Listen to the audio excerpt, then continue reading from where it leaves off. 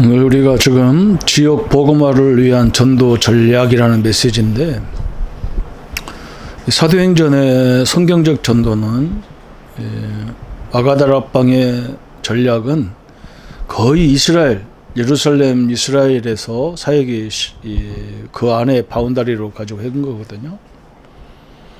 그리고 사도 바울은 사도행전 11장 19절부터 보면 사도 바울의 전략은 이스라엘을 넘어서서 안디옥에서 시작한 교회잖아요.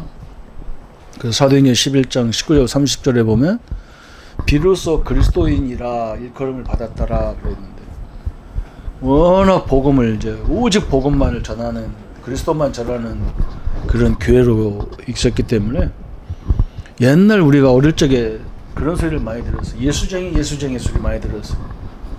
우리가 예수만 얘기한다고 그래서 예수쟁이다 그런 소리를 했거든요. 예, 어떻게 보면 그리스도인이다 그런 말은 예수쟁이, 욕이거든. 불신자들 세계에서는 욕이거든. 근데 우리가 볼 때는 그만큼 그리스도가 강조됐다는 거거든. 그게 안디옥 교회 전략이 굉장히 중요한 전략이었어요. 그리고 안디옥 교회 전략은 이제 세계로 뻗어가는 전략이에요. 그걸 보고 우리가 팀 사역 이렇게 얘기하거든요. 우리 용어로 그냥 중요한 일꾼을 만나서 사역을 했다는 거예요. 사람 개인을 만나서.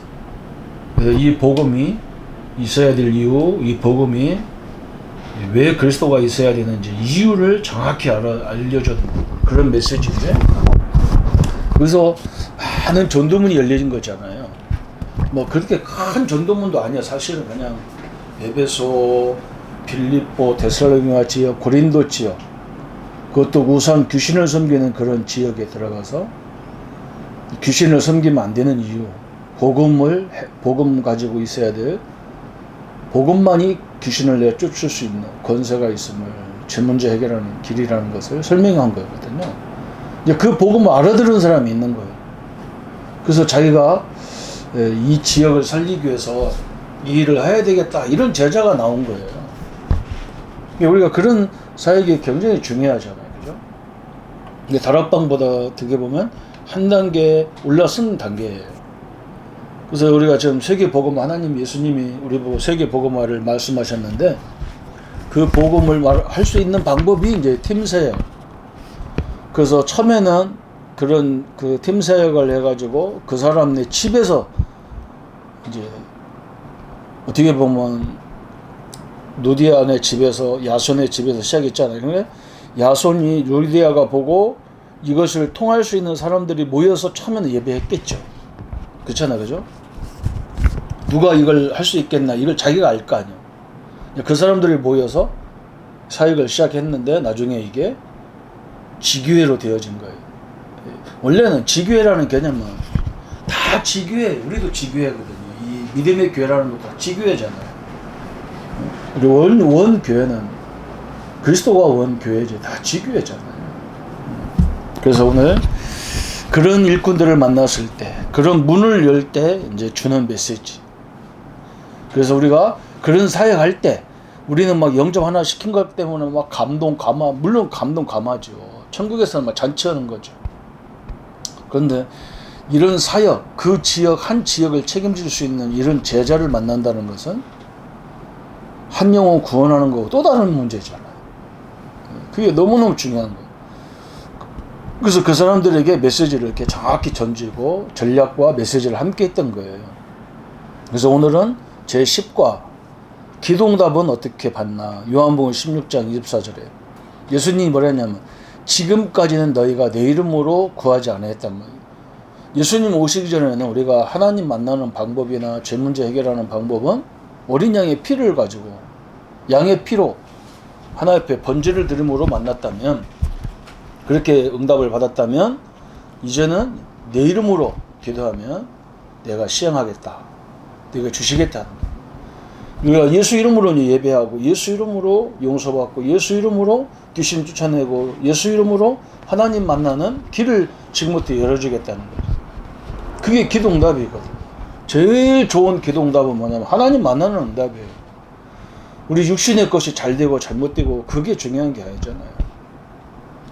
그건 그럴 수 있는데, 하나님 만나면 안 되는 문제도 상관없는 거고, 어려운 조건, 어려운 사람도 상관없는 거죠. 정확히 말하면. 그래서 하나님 첫 번째 오늘 기도응답 어떻게 받냐? 첫 번째, 하나님의 위대한 선물 세 가지. 최고의 선물 세 가지가 뭐냐? 우리가 예수님을 영접해서, 요한복음 1장 12절, 예수님 영접해서 나 같은 존재가 하나님 자녀가 된 최고의 축복이에요. 최고의 선물이잖아요. 또 요한복음 16장 24절에 예수 이름으로 우리가 뭐든지 구할 수 있는 응답을 받은 거예요. 또 요한복음 15장 7절에 우리가 이 기도 응답 받고 하나님 자녀지만 우리가 하나님의 뜻을, 하나님의 중심을 헤아리기 위해서 우리가 그 부분을 몸부림쳐야 되잖아. 사실은 어디에 가든지 마찬가지잖아요. 가정에 살 때는 우리 어린 랩런트들은 우리 부모가 뭘 원하시는가, 직장에 들어가면 우리의 최고 상사가 우리 회사의 주인이신 그분이 뭘 원하는가, 이게 당연하겠죠. 그죠? 그럼 우리가 하나님의 자녀로서 당연히 하나님의 뜻을 알아야 되겠죠. 그래서 하나님 우리에게 주신 것이 뭐냐면 말씀을 주신 거예요. 성경을 주신 거예요. 그래서 요한복음 15장 7절에 너희가 내 안에 거하고 내 말이 너희 안에 거하면, 그래서 우리가 하나님의 말씀 속에서 하나님의 계획도 알고 하나님의 뜻도 아는 거죠. 이게 얼마나 축복입니까? 이 세 가지 말씀 주신 거, 우리가 기도응답 받을 수 있는 예수 이름, 내가 하나님 자녀가 된 축복이에요. 그러면 이런 축복을 받을 자격이 어떻게 되느냐? 기도응답 받을 자격은 이 예수님이 나를 위해서 십자가에 죽으심을 믿고 그분을 나의 주인으로 영접할 때 하나님 자녀가 되고, 우리가 뭐 잘났냐 못났냐 우리 인격이 뭐냐가 중요한 게 아니라 요한복음 16장 24절에 예수 이름으로 기도하면 반드시 주게 돼 있단 말이에요. 요한복음 15장 7절에 하나님 말씀 붙잡고 기도하면 주게 돼 있잖아요. 또 누가복음 11장 5절에서 13절까지 쭉 보면, 여기는 13절만 나왔는데 5절부터 보면 그런 얘기가 나오잖아요. 먼 집에서 친구가 온단 말이에요. 친구가 오는데 우리 집은 안 먹을 게 없어. 근데 옆집에 먹을 게 있어서 하루 종일 굶고, 그때 당시에는 그러잖아. 지금이야 뭐 지역지역 가는 데마다 식당도 있고 다 있지만, 옛날에는 그 이스라엘 같은 데 갔던 그런 땅은 거의 가게도 없고 거의 산에 막 왔다 갔다, 산길로 왔다 갔다 해야 되는데 하루 종일 굶고 오는 거지, 친구네 집. 우리 집 먹을 게 없는데 옆집은 먹을 게 있어요. 그래서 그 집에 가서 두드리니까 먹을 걸, 시간이 너무 늦었다고 내일 아침 오라는 거야. 이 사람 하루 종일 굶으면 내일까지 또 하루를 기다릴 수 없잖아요. 그래서 계속 간구하니까 떡을 줬다. 그러면서 예수님이 말씀하셨습니다. 친구도 그러는데 하물며 하나님이 그러겠냐? 하나님은 너희들이 구하면 아예 하나님이신 성령을 주겠다는 거예요. 기도할 때 우리가 내가 원하는 걸 받는 게 아니고 성령을 받는다니까요. 이게 얼마나 감사합니까? 그 응답을 받을 자격을 주셨고, 마태복음 18장 18절 20절에 두세 사람이 모여 내 이름으로 기도한 곳에 내가 그들 중에 함께 하겠다.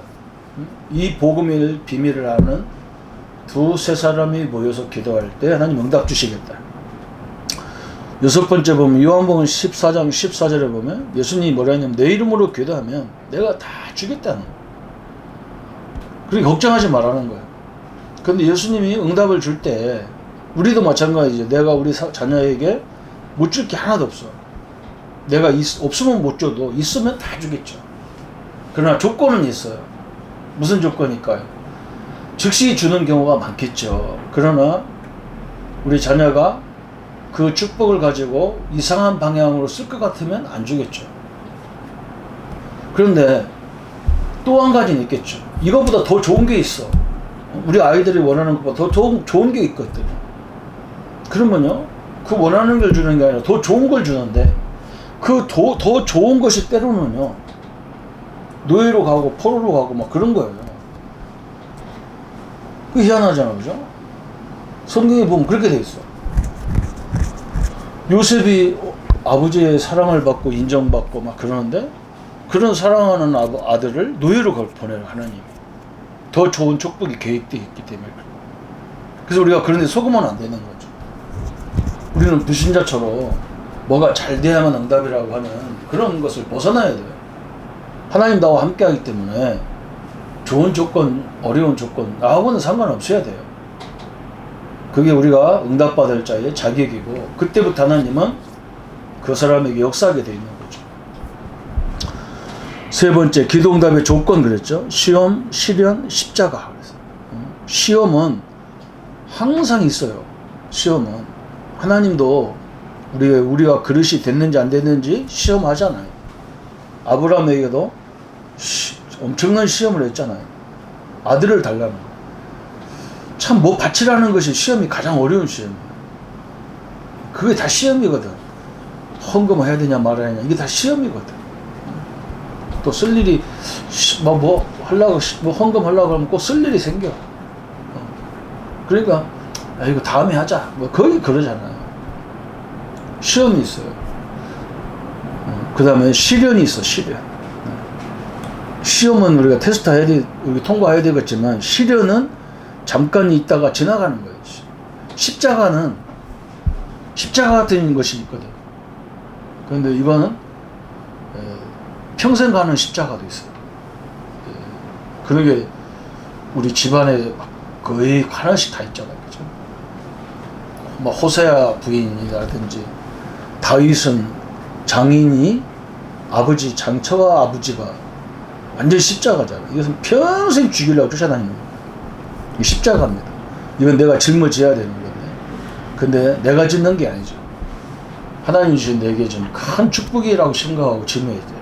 그래서 요한일서 5장 14절에 이런 것에 하나님 다 뜻이 있다고 그랬잖아요. 흔들리지 않는 근거가 뭐냐? 말씀이. 그죠? 우리 선배들이 그런 어려움 속에서 다 같이 응답을 받았어요. 그래서 우리도 그걸 붙잡고 흔들리지 않는 거예요. 또 하나님의 뜻을 돌이키사. 하나님의 뜻이 돌이키는 때가 있단 말이에요. 요한일서 2장 20절 24절에 마태복음 18장 18절 20절에 어느 때 뜻을 돌이키냐면 성도들이 하나가 될 때. 그죠? 뭐 나하고 마음이 통하는 사람 하나 되는 건 쉬워요. 그런데 진짜 이상한 사람하고 복음 때문에 내가 용서가 되고 용납이 되는 이런 거 할 때 하나님의 뜻이 돌이켜져요. 굉장히 중요한 거죠. 그리고 확실한 열쇠가 뭐냐? 예수 이름이에요. 예수 이름으로 기도하면 내가 다 주겠다는 거예요. 시행하겠다는 거예요. 그 얼마나 중요합니까? 그래서 천국 열쇠가 예수 이름이 열쇠예요. 그 이름으로 못 열 게 아무것도 없어. 그래서 기도응답을 어떻게 받냐? 성도들이 뭔가 내가 육신적으로 막 기어지는 것만 응답이라고 생각하면 안 돼요. 그건 불신자와 같은 생각이에요. 하나님 나와 함께하기 때문에 어떤 조건, 어떤 환경, 어떤 만남도 우리는 거기서 하나님의 뜻을 찾고 하나님의 계획을 찾는다면 그게 응답이에요. 이 축복을 누리시기를 예수님의 이름으로 축원합니다. 예수님 우리에게 기도응답의 조건과 기도응답의 축복을 알게 하심을 감사합니다. 예수 이름으로 주어진 이 축복을 우리가 우리 삶 속에서 늘 하나님과 동행하고 마음껏 누리게 하시고 어떤 조건, 어떤 문제, 어떤 사건, 어떤 만남도 우리에게는 하나님이 함께하기 때문에 전혀 문제가 되지 않고 그들에게 요구되는 모든 것들을 감당할 수 있는 응답의 자녀가 되게 하여 주옵소서. 예수님의 이름으로 기도합니다. 아멘.